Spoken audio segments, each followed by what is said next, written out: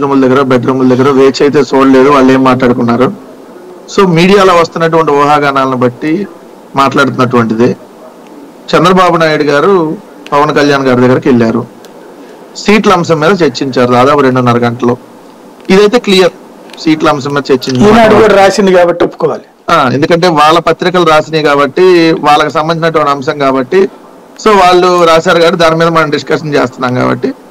So సీట్ల అంశంలో అంతకుముందు వీళ్ళు 50 సీట్లు అడిగారని, ఒక 22 సీట్లు ఏదో ఇస్తామని ఫైనల్ అయినాక 22 కాదు కనీసం 50 సీట్లు ఉండాలి, 45 అని ఏదో చర్చలు జరిగినాయని, నిన్న ఏదో 28 దగ్గరకు వచ్చి ఆగిపోయిందని, 28 అసెంబ్లీ ఒక 2 పార్లమెంట్ సీట్లు. ఆ 28లో అయితే ఒక 13 సీట్లు ఆల్రెడీ నియోజకవర్గాలు అభ్యర్థుల పేర్లు కూడా, ఇది కరెక్ట్ అవ్వచ్చు తప్పవచ్చు మనకున్న సమాచారం, Janasena MLA candidates first list అని చెప్పి 13 కాన్స్టిట్యున్సీలు పెట్టారు. నెల్లిమర్ల, యలమంచిలి, రాజానగరం, రాజమండ్రి రూరల్ అంట, కాకినాడ రూరల్, జనసేన ఔత్సాహికులు పెట్టుకున్న పేర్లేండి అన్ని వస్తున్నటువంటి. అంటే దీంట్లో తెనాలి అయితే కన్ఫాము కాబట్టి దాంట్లో తెనాలి లిస్ట్ కూడా ఉంది కాబట్టి తెనాలి తాడేపల్లి కూడా అయ్యి ఉండొచ్చు అనేది.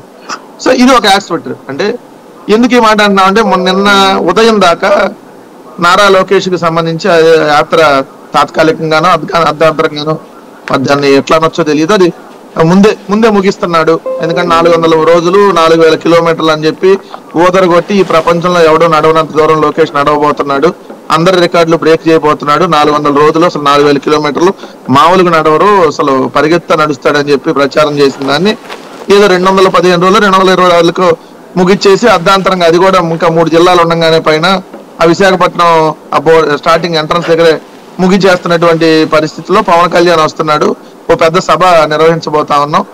ఎవరైనా నాకు తెలిసి ఎక్కడైతే ముగిస్తారో అక్కడ సభ నిర్వహిస్తారు. మరి వీళ్ళేందు వెరైటీగా విశాఖపట్నం ఎంట్రన్స్ లో ముగించారు వాళ్ళ ఇందాక యాత్రని. ఆ విశాఖపట్నం అవతల చివర విజయనగరం ఎంట్రన్స్ దగ్గర ఏదో మీటింగ్, విజయనగరంలో పెద్ద బహిరంగ సభ పెడుతున్నాం అని చెప్పి పెడతా, దానికి ఏదో ఒక 5 లక్షలు 10 లక్షలు 50 లక్షలు ఎవరు ఇష్టం ఉన్నట్టు వాళ్ళు ఛానల్లో రాయటం, దానికి పవన్ కళ్యాణ్ కూడా వస్తున్నాడని చెప్పి మొన్నటిదాకా చెప్పటం, లేదు అచ్చెన్నాయుడు గారు రావట్లేదని చెప్పటం, పుట్టావటిన చంద్రబాబు నాయుడు గారు పవన్ కళ్యాణ్ దగ్గరికి వెళ్ళటం, మళ్ళీ ఇప్పుడు ఆయన ఫోటోలతో పెద్ద పెద్ద ఫ్లెక్స్లు వేసి ఆయన వస్తున్నాడు రేపు పొద్దునని చెప్పి మళ్ళీ ప్రచారం చేయటం, ఇవన్నీ చూస్తా ఉంటే ఏదో పవన్ కళ్యాణ్ అలిగాడు అంటే, అలగటం అంటే ఏంటంటే తాత్కాలికంగా తండ్రి మీద కూడి కలిగినట్టుగా. ఎందుకంటే తండ్రి కొడుకు తిట్టుకున్నా కూడా పక్కన ఎవడానికి గిల్లాడు అనుకోండి, ఏంట్రా మీ నాన్న అంటే అన్నాడు, నువ్వు మీ నాన్న కట్టికి డిమాండ్ చేయంటే ఊరికి తాత్కాలికంగా అలుగుతారు కదా. ఆ అలిగిన అలుగుడు లాగా అలిగితే వెళ్ళాడు అనేటటువంటిది, అదేం శాశ్వత అలుగుడు కాదు. సో వెళ్ళిన దాన్ని బట్టి డిస్కషన్ ఏదో ఇవన్నీ వస్తున్నాయి.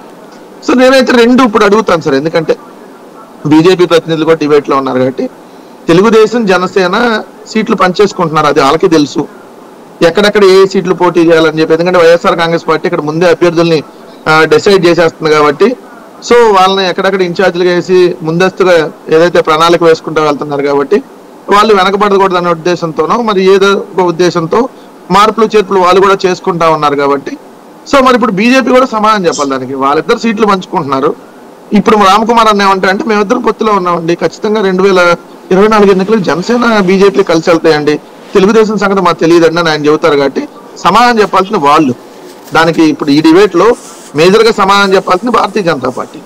ఎందుకు ఆ మాట అంటున్నా అంటే, మేము సింగిల్ గానే వెళ్తున్నాం, వాళ్ళు ఏ రాజకీయ పార్టీతో వెళ్తారో మాకు అనవసరం. నేను అనేక సందర్భాల్లో చెప్పా, ఈ రెండిట్లో ఒక పొత్తులు అయితే ఉండొచ్చు సార్. ఒకటి బీజేపీ జనసేన తెలుగుదేశం ఒక పొత్తు, ఒకవేళ ఈ బీజేపీ జనసేన తెలుగుదేశం కానీ ఉండకపోతే, అంటే బీజేపీ కానీ వెళ్తా రాకపోతే జనసేన తెలుగుదేశం కమ్యూనిస్టులు ఇంక్లూడింగ్ కాంగ్రెస్ కలిసినటువంటి పొత్తు కూడా ఉండేటటువంటి అవకాశం ఉందని అని అభిప్రాయపడతా ఉన్నాం. సో అదే విధమైనటువంటి పొత్తులు ఉంటాయి కాబట్టి ఏ విధంగా వాళ్ళు సీట్లు పంచుకుంటారు, ఏ విధంగా వెళ్తారు అనేది వాళ్ళకి సంబంధించి. వాళ్ళు 40 మంది ఇప్పుడు తెలుగుదేశంతో టచ్ లో ఉన్నారు చంద్రబాబు గారితో, అడ్రస్లు ఏమైనా తెలిసినాయా మీకు? నేనేమంటున్నా అంటే సార్, పోయినసారి 23 మంది టచ్ లోకి వెళ్తే 23 మందిలో ఒకరికి గెలవాల, తెలుగుదేశానికి వచ్చిందా 23 మంది అంతే. ఒకవేళ ఇప్పుడు ఏమన్నా 40 అట్లా ఏమైనా లాక్కుంటే 40 గెలుస్తామని ఏమన్నా ఫీలింగ్ లో ఉన్నారంటే